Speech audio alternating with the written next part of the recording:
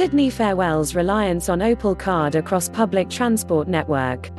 Cubic Transportation Systems has announced the impending completion of Sydney's new public transport contactless payments system, with upgrades to the bus network scheduled to go live this week. This means that all buses will now accept payments via the PayPass or PayWave function on either debit or credit cards, including smartphones and any smart devices that have NFC payment capability, in lieu of using an Opal card. The Opal card requires commuters to tap on when beginning a trip via bus, train, light rail, and ferry, and tap off when they reach their final destination on services operating in Sydney and many of its suburbs. The function was made available on the Sydney Trains network and on any NSW Train Link Opal service in November. It followed the state government, alongside Cubic, kicking off a trial in July 2017 that saw commuters use a MasterCard card or mobile wallet to tap on and off some ferry services in Sydney. The trial was then extended to Visa and American Express cardholders in March 2018, allowing the use of all three card types on all ferries and one light rail service. Must read: Public Transport Victoria in breach of Privacy Act after re-identifiable data on over 15 meters Miki cards released. Since July 2017, 9 million contactless journeys have been taken on the Opal network. Of these, 1.4 million have been unique contactless credit and debit cards. Cubic said that in geographical terms, it's the world's largest contactless system covering 40,000 square kilometers.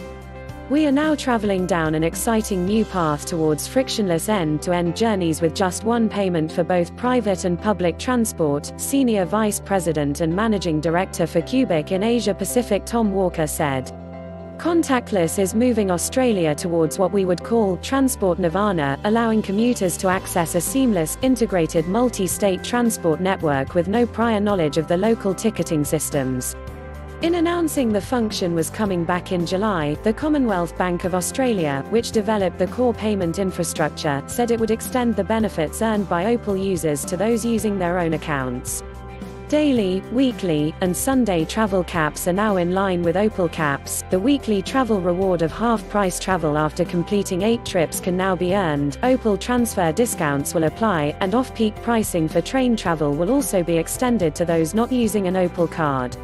What was previously a transit gate is now essentially a payment terminal, demonstrating yet another example of how technology is enabling faster and more convenient experiences for the community and smarter, more connected cities, CBA's Executive General Manager of Business Customer Solutions Clive Van Horen said.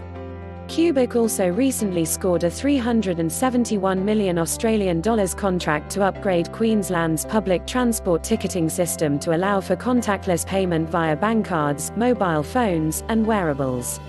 Related coverage: NSW looks to biometric payments and Netflix-like public transport subscriptions. Paying for transport like shopping at Amazon Go, and the death of the timetable as mobility as a service becomes the new way to travel in Sydney.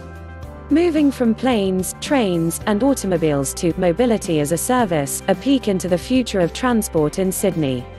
The state of New South Wales is preparing for a future of work underpinned by autonomous vehicles, smart highways, and regional hubs. Here's a look at the 2056 plan for Sydney and its surrounds. Data 61 helping NSW predict traffic incidents using artificial intelligence.